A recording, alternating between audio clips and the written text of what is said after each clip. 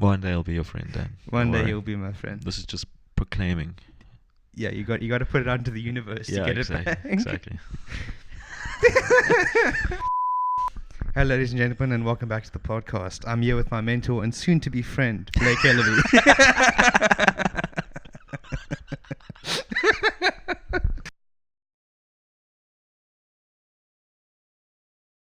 What's up?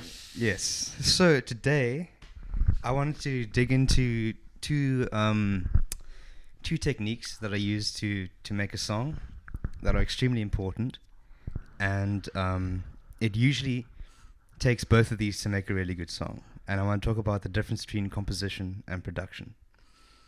Well, then you're still missing out on mixing and mastering. Yeah, definitely. Because sometimes, like, a good mixing engineer can turn a really crap song into something really good. Of course. But anyways, okay, we're talking about... Yeah, I'm talking from more elemental perspective. Yeah. Okay. Cool. Yeah. Well, then again, one more thing. Mm-hmm. Any good producer has a good understanding of mixing. Not necessarily a mixing engineer, but understands the various elements of mixing and how to do it at a decent higher level. Yeah. And any sound engineer also has an understanding of production. You know, those jobs are so closely knit because, yeah, we'll get into why actually. Yeah, definitely. So yeah, let's dig into this a little bit. So the main difference between a composer and a producer to me has always been sort of it has less to do with exactly what they do and more with their mentality towards the song. So like a composer would ask why not, and a producer would ask why when they listen to something. Yeah, that's a good. I think that's an important thing. Yeah. And it's obviously important if you are a composer to sometimes ask why, if you don't have that other person there, because some things aren't supposed to go into a song. But you know, it's something. I always think of it like you wear two hats if you want to do that. Yeah. I mean, I think the question why is something that needs to be asked no matter what you're doing, whether you're performing it, especially in a free performance situation like jazz, or just a gig like where it's not very structured. It's like, oh, we have chords, here's a melody, and let's play kind of thing. And then you ask yourself why. So if you're about to do a fill, why am I adding to the music or not? But the same needs to happen even, for instance, in composition. Say Beethoven, say classical, Yeah. He would still have to ask himself why, because generally, if you listen to any of the compositions, they're flawless. Yeah. Any of the greats, they're flawless.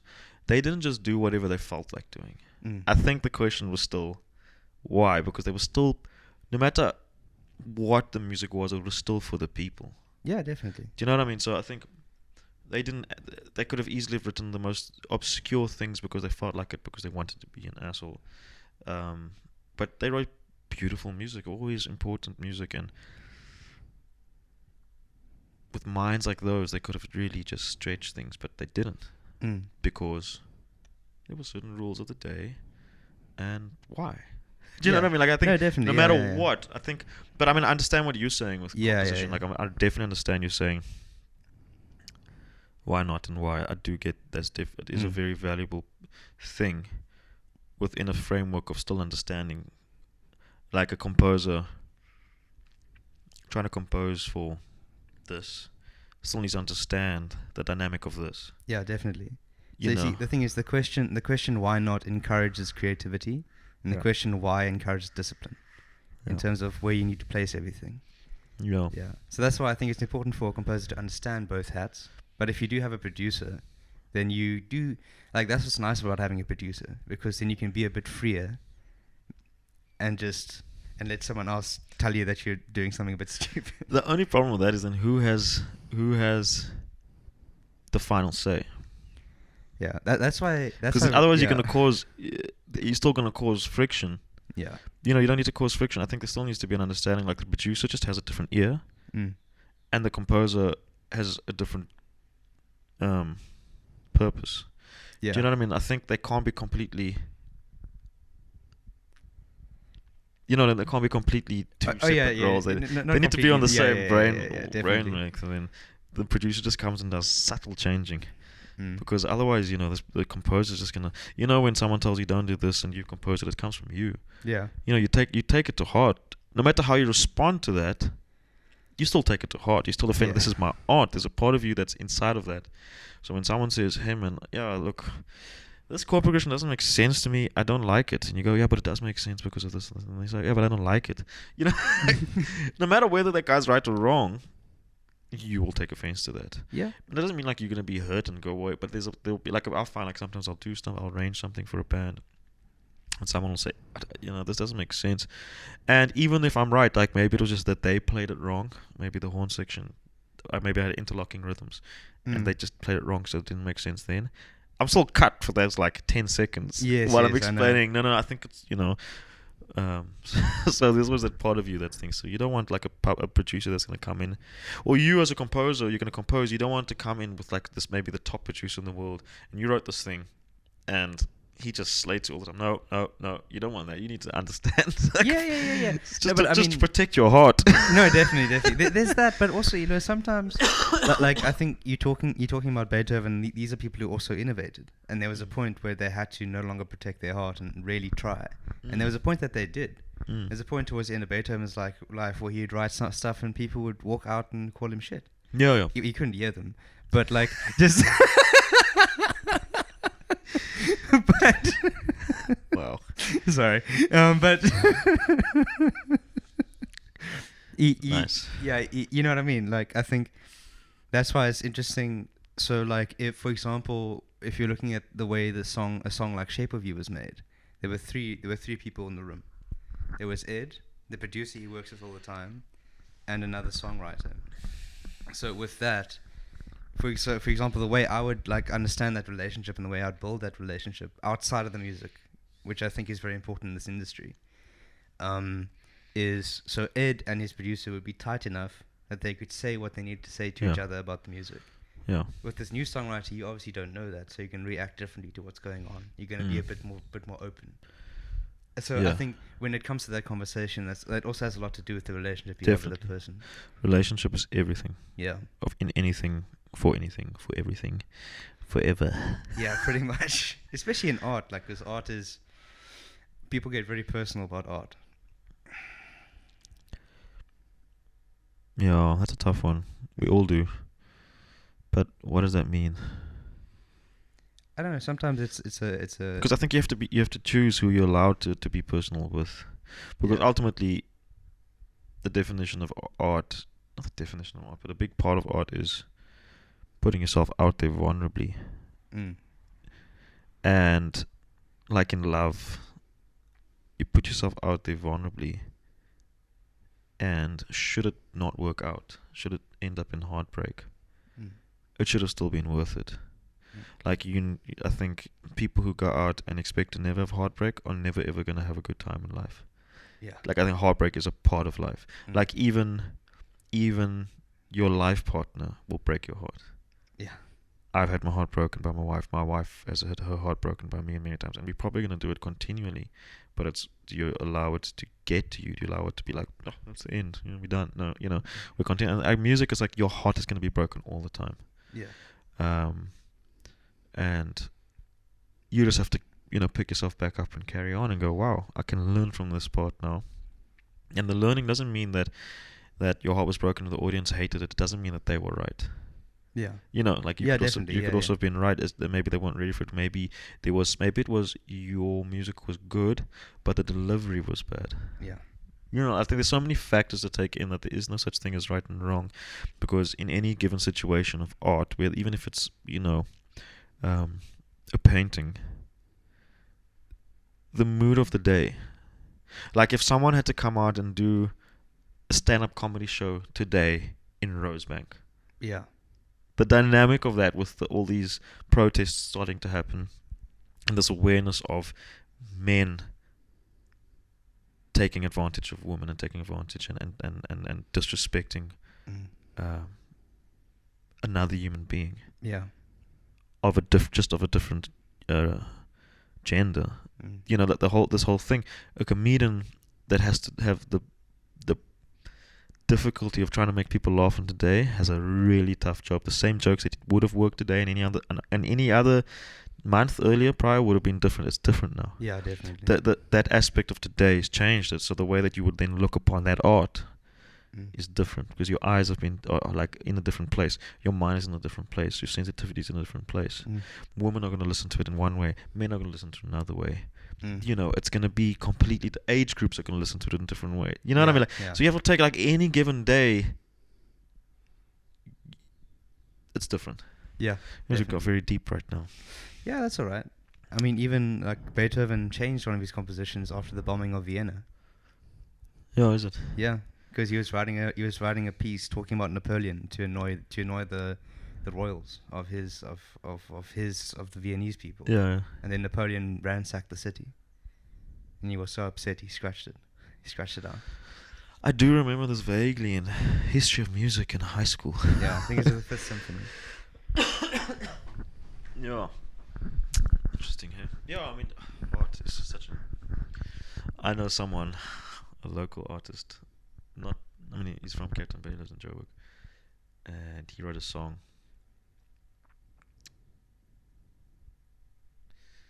Yeah, he wrote a song. He's not from Cape Town, but anyway, it doesn't matter. He wrote a song for his girlfriend. It's beautiful. It's a really, really beautiful song. Jazz piece, but he's not with her anymore. So he changed the name, but he kept the composition. It's a really beautiful. I mean, like, I would not. If that was my composition and it was for a previous girl, it was such a beautiful. You can't just throw. If it was like an average composition, maybe it's different. Yeah, it was a really beautiful piece of music. So I also wouldn't throw it away. Yeah, that's always a tricky one. Yeah. It's like a tattoo. Yeah, it stays with you for a while, and you don't know what to do about it. Yeah. Anyways, when it comes to production composition, I Googled this thing, and as we know, Google is always right. Yes. Always. Yeah. So I Googled basically what's the difference between a composer and a producer, just to see what, like, you have an understanding of it, I have an understanding of it, but other people have different opinions, and I guess Google is always right. So so it says here, a composer writes a melody or melodies for instruments to play.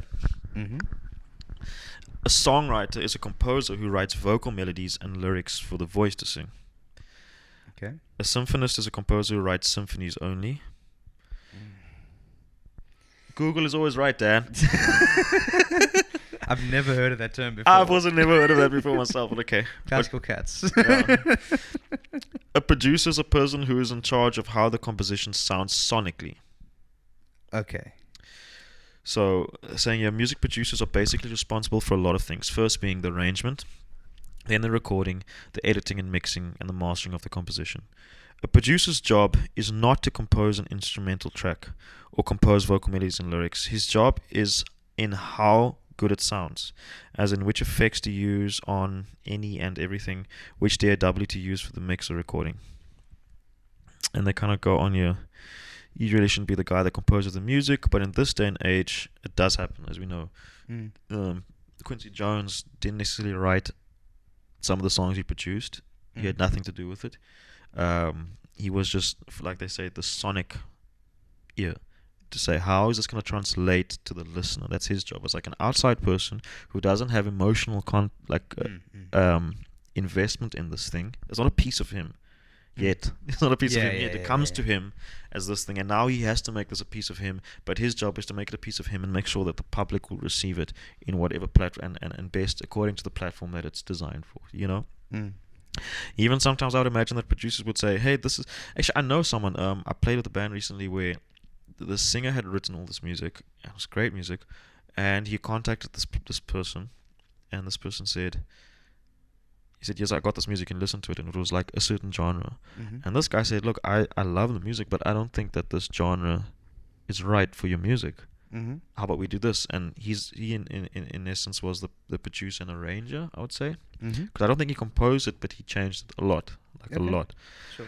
But he then decided that it would be more effective in this stream, this platform, as opposed to that platform. Yeah. And I think he made the right decision. It's great music, So that was an example of a producer maybe taking something from something else and deciding, no, Mm.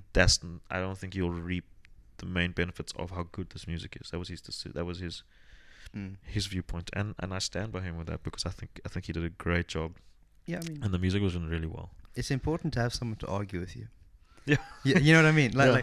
Like just a point. I think how producers came into being was probably a composer was getting a bit too cocky, and then someone the record label needed someone else to come in and shut him up a little bit. 100%, I would agree with that. Yeah, you know what I mean. And I find extreme value in having someone like that with me. You know what I mean? Yeah. Because you can't because the thing is, it's because art by nature is a bit of a dictatorship. Because the person who initiates it and decides that this is my name is going to argue to the point and make sure that everything is exactly how they want it and yada, yada, yada, yada, yada. Yeah. But the thing is that the problem with the dictatorship is that no one argues with you. So you need someone to argue with you. Well, they don't stay alive. Yeah. That too. Yeah, so you need someone just to calm you down a bit. Yeah. Yeah. Yeah, but producers are extremely important, extremely talented individuals. They've got a great ear, and they help a lot of composers do what they want to do with their music. I mean, there's a lot of producers. There's a lot of producers. I think a vast majority of producers have been musicians themselves, or still currently are performing musicians. But I've heard of a few that didn't have necessarily musical understanding, theoretical understanding, Yeah. but great producers. Yeah. Because still, again, the role of the producer does not necessarily mean, I mean, yes, he'll change the arrangement sometimes, and yes, but with today's day and age, Yeah. in a DAW, like a Logic or Ableton or Pro Tools, you can record something and move it around. You don't have to necessarily have a orchestra playing a piece of music and then actually have to like rewrite and skip A. Mm-hmm. And, Yeah, definitely. Like you didn't have. You wouldn't nowadays. You wouldn't have to understand that because of the beauty of how easy it is to edit, how easy it is to change stuff. So he would just have to see blocks and small things and maybe have a very small understanding, but still be able to change this song to this beautiful piece of art without any theoretical understanding, just because he understands the human mind and how the human mind interprets music of this genre, this stream, this platform. I keep on saying platform. I think, well, when I mean platform, I mean like, so certain genres of music are experienced in different ways, in different environments, at different times. Like there's certain music for this time of day at this thing. You get like pre-party music, music to pump you out. You get like trance music. And I don't mean trance music as in the genre trance. Like there's music that is designed to help you trance out. Yeah. Like deep house music, like worship music. Like gospel worship music. That's trance music actually. Traditional African music. Some of it is trance music. Very much trance music. Not just African. I mean Indian as well. A lot of stuff where it's just designed to be repetitive and so. Anyways, so platform is that thing of the difference of genre and design, because the music is designed for a thing. And if you don't understand that, this song is not just a song in this genre. What is this design within the genre? Because even within hip hop, for instance, there's like this type of hip hop and this type of hip hop, this type of like. I think you still have to consider, as a producer and as a composer, what is the design? How are you designing this music to be experienced? What is the goal? Yeah. What is the goal? How do I want people to experience this music? Do I want it to be background music at a party? Do I want it to be club music? Do I want it to be sit down and listen music? You sit down with your friends, you listen to music, or sit down in a concert and listen, sitting down. Do I want people to be at a concert standing up? Like all of these small little things are important when it comes to creating, I think.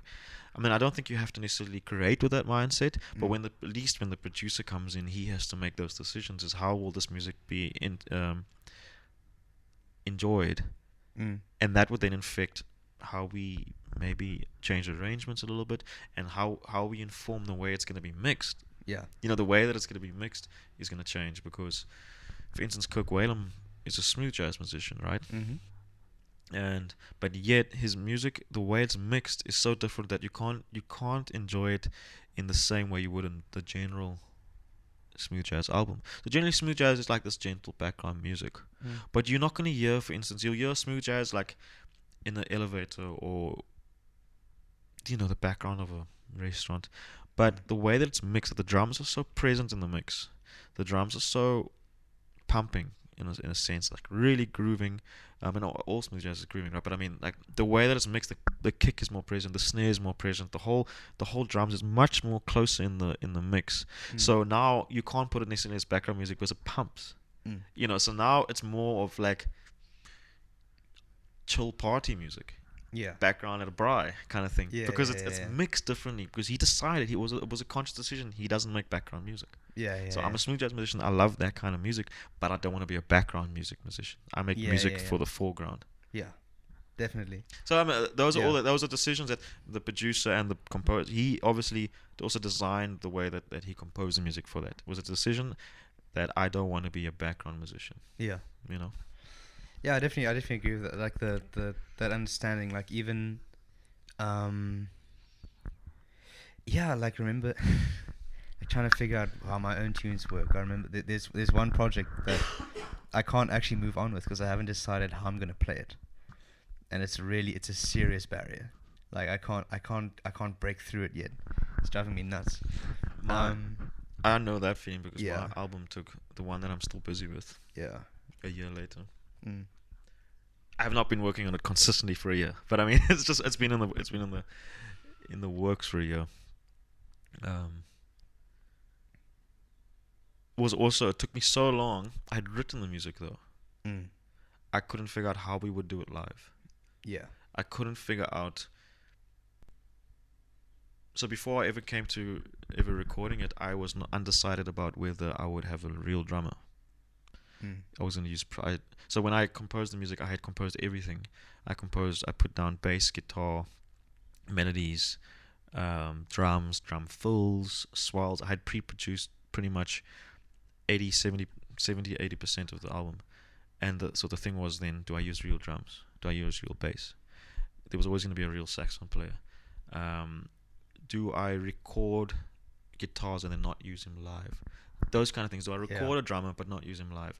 Though, there was a lot of this, and it took me really long to decide. A lot of research as well, just watching how other people are doing stuff. And the genre of my album is not necessarily specific.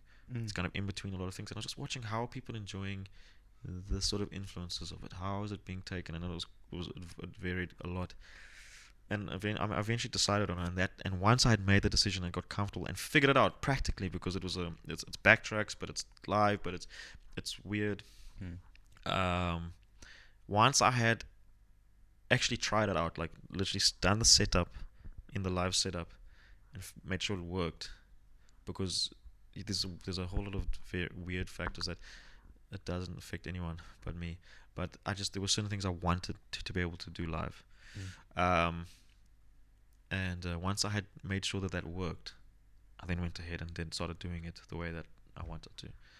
So that was a big factor, but I first needed to make sure that I had also all the actual physical things. There were certain things I didn't have at the time. I had to make sure I saved up and bought this and bought that, so that this would work, Definitely. I had to make a few things made for it.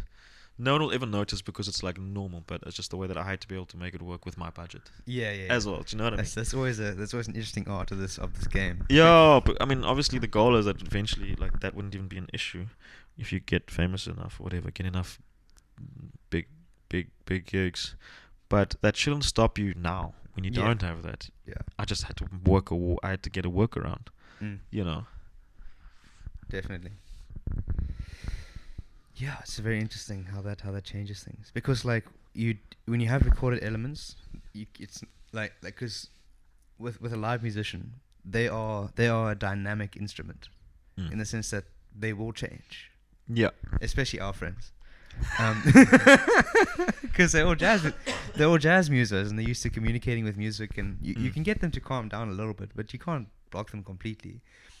And yeah, That kind of threw me off, because with recorded music, what's quite nice is that you can have all these ostinatos coming in and out in layers, and it's difficult to tell a live muso to do that sometimes, depending on what it is, and also sometimes there are too many layers that you'd hire like 10 people to do one thing, and it feels really stupid. Yeah. And then obviously there's backtracks, but yeah. I mean, for instance, the band that would tour with Justin Bieber. Yeah. Those are all great musicians, and Yeah. 90% of them are improvising musicians, but they've been given a role and they play the same thing over and over again. It's the same as theatre.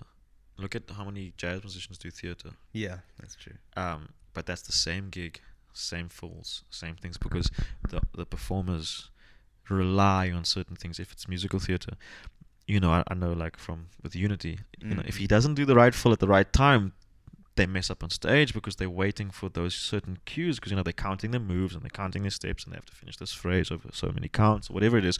And if the band is like messing around with it, they lose their grounding, because they can't be thinking about 5,000 things. They just get into a rut. They eventually just memorize everything and they just go. So the minute something changes and you weren't actually counting anymore because you'd memorized it, that messes up everyone. So those musicians who really kill theatre, irrelevant of their background, because most music this day is slightly improvisatory. Yeah, even definitely. pop. Definitely. There had to be some improvisation for it to have been created in the first place, right? If they have to learn that discipline. Yeah. And a jazz musician is going to lose out if he doesn't learn that discipline. If he can't be cool with playing the same thing for 5 months, the same way. And when I did theatre for the first time, and probably the only time, not because of any reason, I don't know. But it was tough. But once I got into it, I took it as it was such an important learning curve, because it turned me into such a much better session musician because of that. Can you learn to create energy, interest, and dynamics and feeling with playing really simply, without getting fancy, without doing anything weird and trying to be cool and substitute, Are you happy with playing, triads? As a pianist, we love adding 500 chords, but are you cool? Because if I'm cool with just playing 3 notes, and the audience is going to be cool with 3 notes, but it's my intent and my conviction of those 3 notes. But the jazz musician is used to playing, 7-note chords, has to now start and play the small chord. He's not going to feel that. And those are important disciplines that all jazz musicians, specifically like our friends, the youngsters, have to learn. Because it's the important gig. And so if you're wanting to do a project which requires someone to be completely disciplined, then you need to find the right guys for that. And that maybe means looking out of your circle. That's because true. there are guys that can do that, definitely. They are definitely guys. Even youngsters, because in many other circles besides jazz, you don't really mess around. You're solo, maybe, but here's the gig, here's the song, transcribe it, learn it as is, done. Definitely. No rehearsals, just rock up and everyone knows the song. And they add some crazy stuff. Like, have you checked out any metal bands where they start doing that triplet over anyway? I love that hardcore stuff when they go. Like the musicianship within that, even though it stays the same, it's insane. No, man, just imagine trying to get there. I know. It's insane. Like, there's one of those metal bands are ridiculous. Most of them really. The technicality of it. Is insane. Jazz musicians have it easy, really. We do so little. I think the one thing about the difference, which we spoke about before, was that producers nowadays sometimes are the composers. In the sense of like beat makers. Yes. You know what I mean? So a lot of the top charts right now, the composer was the producer. Or the group of like the singer and the producer together, maybe. I don't know the percentage of producers that also help write the lyrics. Pretty sure it's quite high. I mean, like actually, like the guy who was behind the computer, like laying down the grooves, and then you know what I mean, like how much. Like I've produced stuff where I did the lyrics as well and the melody, but generally, correct me if I'm wrong. Generally, like the songwriter also does the melody.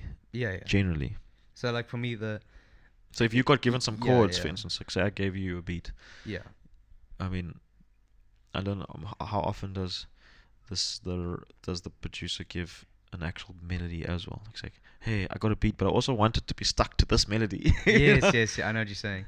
I don't know. I've always viewed it. The songwriter writes the stuff that is usually copyrighted as unique to that song, Mm, and then the beat goes under it, mm, and it is as important, mm. and that's why the producer gets royalties as well. But this is usually what gets copyrighted. So you copyright lyrics and melody. You know what I mean? Sort of. It's not really, because look at the court cases where Katy Perry lost a thing about Yeah, I know, a but melody in the background. yeah, I know, but like, you understand that Yeah. literally broke, it broke the system. Like that Yeah. case basically. Well, no, but even that Robin Thicke one, also it wasn't just his melody; it was like the whole track that was the problem. Okay, fair enough. So it's not, I don't think that's not just the only copyrighted thing. It's the combination of the thing. Yeah. It's the combination of there's only some, because I mean obviously there's only so many words and combinations. Like in English we have phrases. Yes. You know, it's like there's a certain, and obviously there's certain things they can't copyright, like Windows can never copyright Windows. Yeah. The word. Do you know what I mean? Yes, Because yes, of yes, yes. and Apple can never copyright Apple, but there are certain companies that can copyright their name, because it's like Mm. it's a unique thing. But it's in music, there's only so many phrases and things, so and combinations thereof, and so you wouldn't be able to necessarily copyright a phrase, but you could copyright a phrase with this melody over those chords. Yes, okay. For instance, Yeah, do you you're know right. what I My mean? bad. I think. Yeah, I'm a yeah, lawyer. yeah, I yeah, have me no neither. I would imagine though. Yeah. But I mean, No, I you're did right. do some research into that when these things started coming out, and they're basically saying that there are certain English phrases that can just not be copyrighted. Like some people have tried to copyright certain things, or like try to fight in court where, you know, yeah, but this is my phrase. Like nobody can't use that because, I don't know, what's a typical English phrase? So like idioms, for example, Yeah, which yeah. which songwriters love to use. Yeah, exactly. Like what is it? Like the apple doesn't fall far from the tree. Like, Exactly. I So mean, you can't copyright that in a song no, not at all. because it's a phrase that everyone uses that's common. Mm. I actually had a problem with stuff that's unreleased. Snippet came out and someone complained that we used a phrase. Oh. Well, she didn't actually go at me. She went at the singer, but I was like, I wrote the song though, so I don't really know you. I didn't copy your song, and it's like a common phrase. Like there's nothing, So anyways, that same thing. Is it? Yeah. Yeah. Yeah. So yeah, but I mean, so that it happens all the time. But if it's a common phrase or just a simple, obvious English statement, Yeah, I know you can't. You should really not be able to copyright that. Yeah, I think it's more like if you copied an entire chorus, like then it's like, it's like, come now. Yeah. You know what I mean? Although, I mean, there's been South African songs that have come out over the years, but specifically recently, where the whole vibe is so similar to another popular person. Yeah. That you're just like, how is this even happening? Like, how is it so similar? Like, literally stealing phrases, and stealing is a very negative word. Using phrases of another song, and it's and like, but then it's not just like, oh, because that's fine. Like I feel we sampling, you can copy this phrase, like jazz musicians, we steal each other's licks. It becomes, oh, I recognize that, cool, right? That's fine, but not when the song has been designed to be like that song. Do you know what I mean? So the melody is just a little bit too close, and I'm always like, oh, how do you get away with this? So I think like if that song got really big, like if it went internationally big, I'm pretty sure that people would start going, But I think because we just keep it, just never goes out of here really. It never really leaves South Africa. You're safe. Yeah. It's like you haven't generated enough money off of it for me to care. Do you know what I mean? Yeah, pretty much. Can I take all your money? No, that's yeah. Yeah. You have.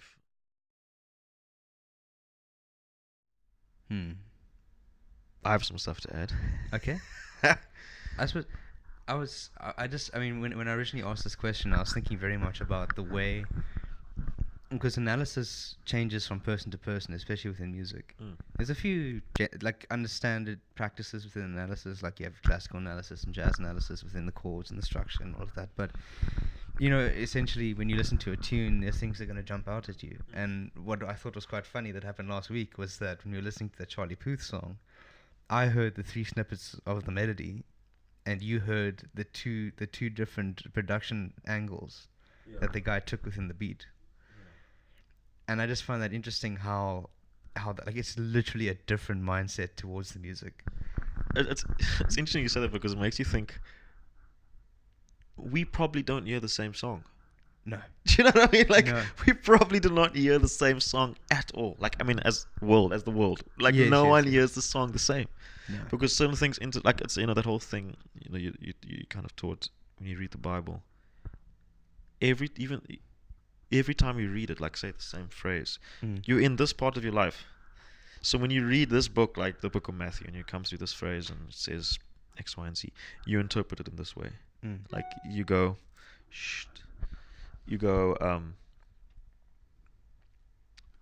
you take this part from it.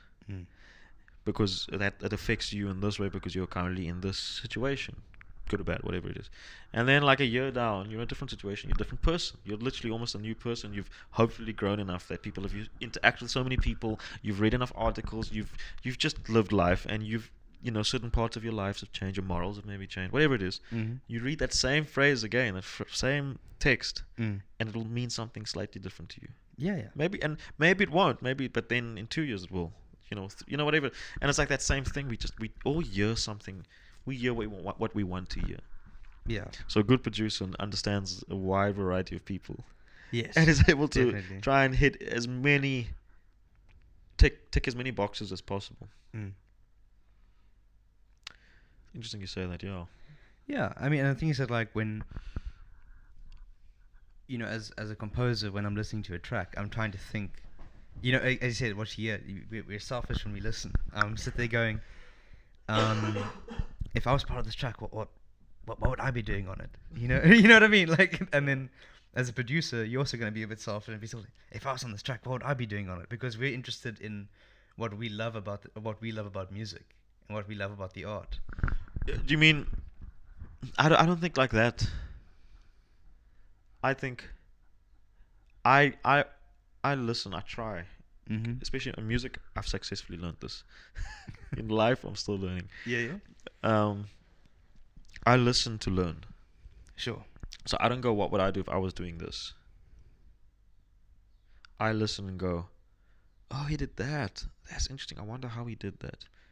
See, that is actually what I'm saying. Yeah. But it's in the because our ears will jump to that. Yeah. Because we want to understand, because especially if we listen to someone we admire, Yeah. we want to understand, how did this guy get so good? Yeah. You know what I mean? Yeah.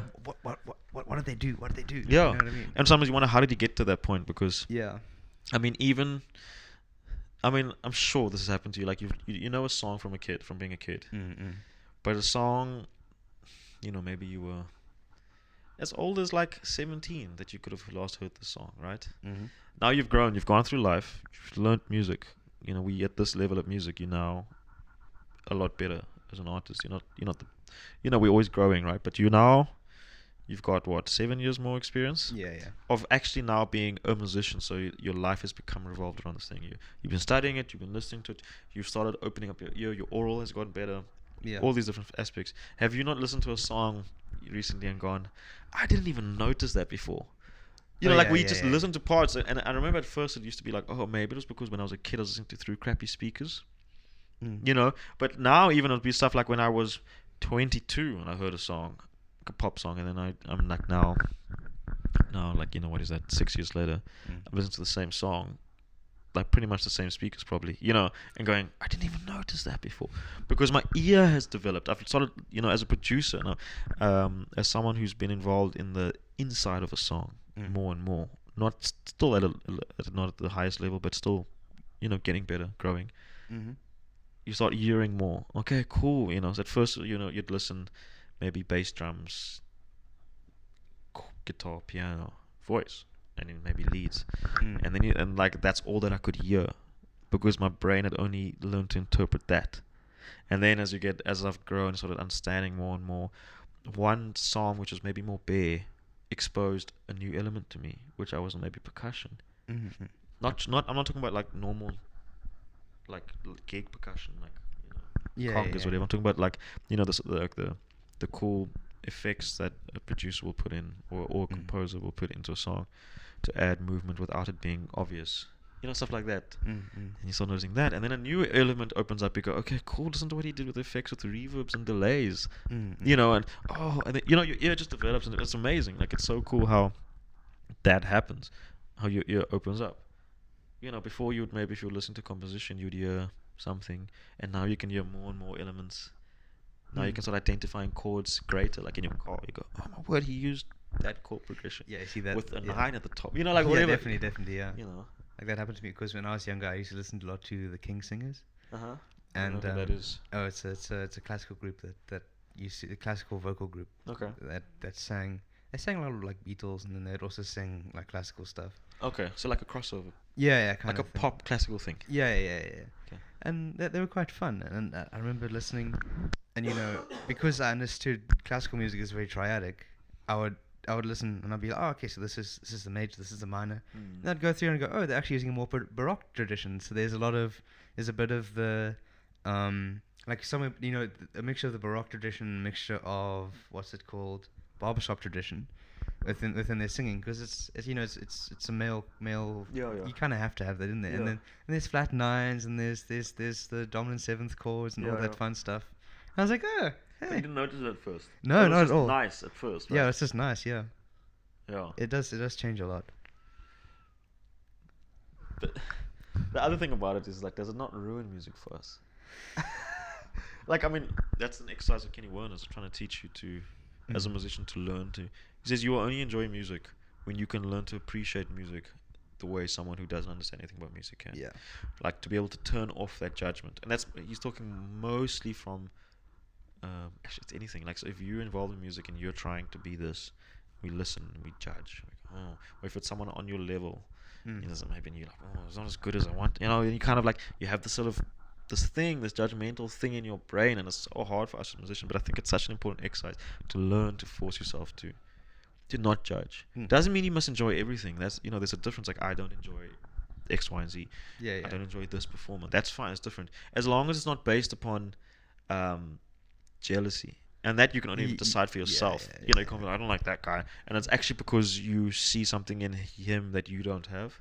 Yeah. You're kind of like, oh, why does he get booked more than me? Yeah. As long as it's not based on that, then that's fine. No, definitely. And it's a thing of passive listening, which is something musicians struggle to do. And I think for producing in particular, passive listening is crucial. Because when you listen to a track, you're trying to understand it from the audience's perspective. Yeah. More than the composer will. Yeah. Yeah. Definitely.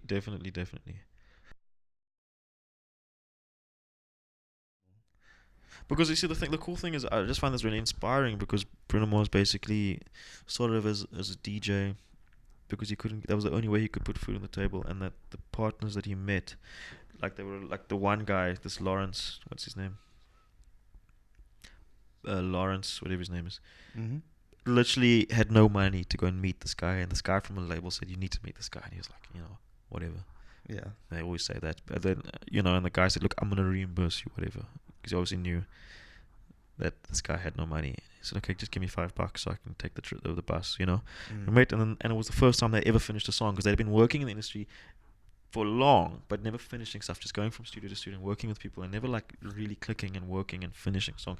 And that one meeting, they finished the song for the first time, and it became this group. So I never realized this. So this group is called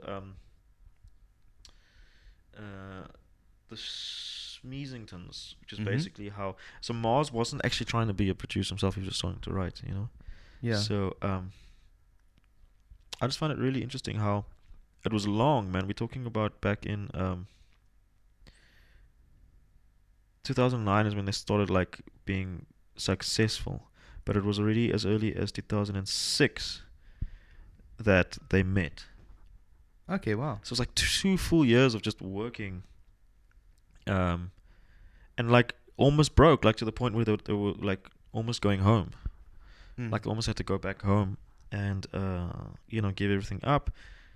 And I just found it really inspiring that they managed to just keep it up, like just barely making bread, and then they got offered a song, like someone offered them money for a song, and it broke for them, and that was in 2008.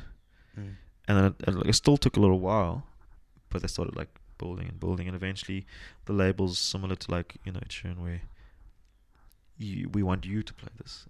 And he had like stuff going on for himself a little bit. They did an EP, short EP, but it took years. It took absolute years of being, just grinding and not making any money. Like working as and they're saying, I read this thing here. So they're saying, so this was in 2009. They'd already gotten the song bought, but all it did is help them, just buy them a few more months. $20,000. And so in 2009, Mars was struggling, singer-songwriter, and Levine was producer, looking to work with new songwriters. They had previously worked together, but like whatever. So then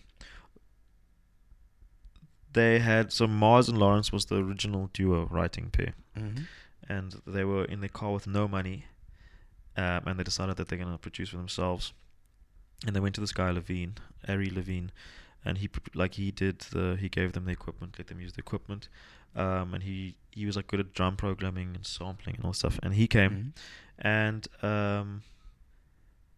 they called themselves the Smeezingtons, but what happened was they worked for over 10 hours every day for 2 years. Okay. Like, that's heavy. Yeah. That's super heavy, and then they went on to become, this. That's awesome. Which is writing for a whole lot of people. CeeLo Green, Flo Rida, Lil Wayne, Wiz Khalifa, Mike Posner, Lupe Fiasco, and so like smaller, Cobra Starship.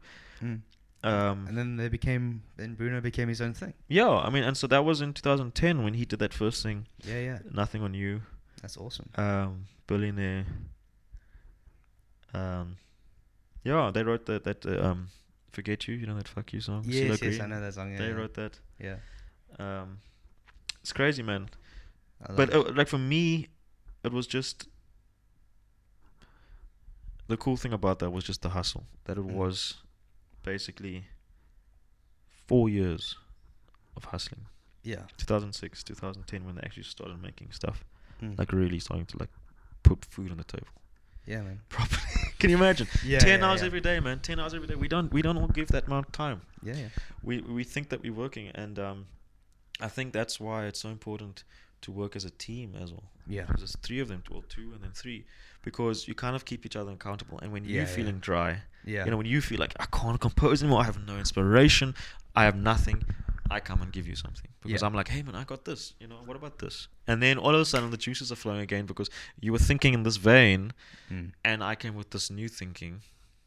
Doesn't necessarily have to be drastically different, just like this, oh cool, and then you can work again with it, whatever it definitely. is. I think it's important to develop these teams the way that this, because working on your own, as we know, in the music industry, or in the arts, so hard. It was very difficult for a painter to work as a team, but at least be I think that's why these big studios work, where they have like these blocks of creativity, where they all, it's an artist and a painter, and they all like live together, whatever, or they rent the spot, and it's kind of just that inspiration. Definitely. Sit down for lunch together, and someone is feeling really down, and this guy brings a concept that he's been reading about or heard about or is working on, and changes everything. But we're not stealing from each other, because maybe you're a painter and I'm an artist. Something. Or you're a rocker and I'm an R&B artist. Yeah. Or even if you are the same, like. No, but that's what I'm saying. Even if you're in a position, we're not gonna. I'm not gonna interpret this thing the same as you. Like we said, you listen to this about music and I listen to this about music. Yeah, definitely. And that's not because we're musicians; it's because we're humans. Yeah. Like even just, even when my wife listens to music, she doesn't hear the same things that I hear. Yeah. It frustrates me sometimes, because I can see she's not digging what I'm trying to point out about this one point of a song, She's like, oh, she's not. I'm like, you're clearly not. And I'm like, just listen again. Because, she's like, oh, this is really cool. And I can hear that point when I'm waiting for it to hit. Did you hear that drop or that thing? She's not hearing it. You know what I mean? Yeah, definitely. It's so interesting. Like even this funny, Kurt Elling's Christmas album. There's one song I love. They called I "Same haven't Old heard Lang." that one. It's quite cool. Yeah. There's a song called "Same Old Lang Syne," and and I love the song for a lot of reasons. But in particular, there's this one part where he nails an octave in a way that I've never heard someone nail an octave before, and it's Like just like going, you know. yeah. It was like, and it just like goes, and it's just like, it's like a little like he just shifts, and it sounds so beautiful that every time when I go there, I go for the song. Like I press play and it's like, don't think about it, and then as soon as it comes up, like, I'm out of whatever I'm doing. I'm like, yes. Yeah. And the thing is that like I can't expect you to notice that. You know what I mean? wouldn't. Exactly. Probably you not. know what I mean? that's an interesting thing about people, man. Yeah. And yeah, as a team, like even, you know, like even trying to keep a project like this going, you know, the kind of thing where like if I'm tired, or when I work with Mandisi as well, sometimes if I'm tired and I feel like I have nothing, I still call him, because I'll be like, let's meet this week. And then when he says yes, I know I've got to get off my ass. Yeah. You know what I mean? And it's important. Like it's, you know, like with musos, we sometimes we mess around because we have more time than other people, and yeah. We don't have more time. We have less time. We have less time, but we think we have more time than other people, and like you. Do you think you have more time? I feel like I have way less time. No, same. No, but like I stress about time way too much. Like I literally, if there's anything, I don't stress about finances. I stress about time. Like I get tired. Like I hate sleeping. yeah. And I love cooking, but I hate the time of eating because because cooking is one of my my turn-offs. You know, like just chill out. But I hate that we have to sleep because I get tired and then I have to, like, I know I have to sleep, and I've learned to not sleep. Do you know what I mean? Like I used to be young and I'd go younger, and I would, you know, just push, and you can push, have some coffee, drink water, you can push. But I also just realized like it's better for your health and just to sleep. Like if you're feeling tired, just take that break, no matter what the pressing issue is, and that irritates me. Yeah, same. It irritates me like that So I have much. to do this. That I can't just push through and just work because I love working. I love my job. I love the fact that I'm a musician. You know, I love that I have borderline OCD about Yeah, no, same. things. Same, But man. it's so I definitely don't feel like I have more time. I feel like people who work 9 to 5s, I almost envy you, but I don't at all. I only envy the fact that you have fixed time and that you can, because if I take off time, even if it wasn't like, say I didn't have a gig, it's a Saturday, but I don't have a gig on a Saturday, and I'm not working, I feel super guilty. Yeah, same. I feel super guilty Same. that I'm not, even if I'm not like necessarily working, but even if I just sit behind the piano for a bit, like last night I was too tired to practice, but I hadn't really spent much time with the piano for a while, so I just played for no reason, just nothing, and at least I felt better about my life because of that. Yeah. You know, I had done work in the day, I had done stuff, but I hadn't spent time with the piano, and it made me feel bad. So I was able to go to sleep at least with one less thing to worry about. Yeah. At least No. yesterday I did spend time with the piano. No, I'm with you. It's just there's the illusion of time from the night. You know, just because you think oh I'll wake up and I'll just do something today, and then it's like no, yeah, but it takes a bit longer than you think. And then you Yeah. have to rush, and then 3 hours in you're rushing already, like you're going nuts. Yeah. Yeah. But anyways, I think teamwork is the key. That's one of the things that's lacking in South Africa, like bands just staying together. Yeah. Like I've trying noticed to that. commit to a band and making that work Mm. is really important. It's the key, man. Yeah. No one's doing it really. And No one's doing it well. Yeah. Because I mean, there's big bands that are getting money, not big bands, like people that are playing for, you know, your big names. Yeah, And yeah, that yeah. stays kind of consistent. But no one that isn't successful is doing that. And I mean, that's why you're not successful. Yeah. You're not putting in that time as in making a commitment to this thing. Like Bruno and his team, the Smeezingtons, they didn't have money, but they put that thing in there. They put that work down, that commitment to this thing to make it work. Yeah. And I think we all need food, but I mean, if you just want to stay at that level, I'm not necessarily a living success yet, but that is my mindset. I'm sacrificing so that I can not live at this gig to gig level. Yeah, definitely. You know, Yeah. I see the next level, but sacrifices have to be made. Yeah, definitely. So do you commit to everyone that pays your food, or do you commit to something that you know maybe is not bringing something in now, but I'm gonna see it through. I'm gonna make Definitely. so like it may not work right now, but I'm gonna make sure it works because we as a unit is gonna make sure it works. Yeah. That when I'm feeling down, I pick you up and we all go again. Yeah, definitely. Yeah, I feel the same way. That's kind of, it's a risk I'm trying to take now while I'm younger. Exactly. You know. Exactly. And I want to see how it goes. You have to do it. Yeah, man. You have to take the risk now. If you do it later, doesn't mean it's not going to work. It just becomes harder because you have commitments in life. Yeah, definitely. You have maybe family or, rent to pay. Yeah. Yeah. Yeah, man. I think that's also, we come yet again to the natural end of our conversation. Yeah. Yeah, thank you so much for watching. Thank you so much to Blake for coming through again. Yeah, man. And we'll see you all next week. Like and subscribe.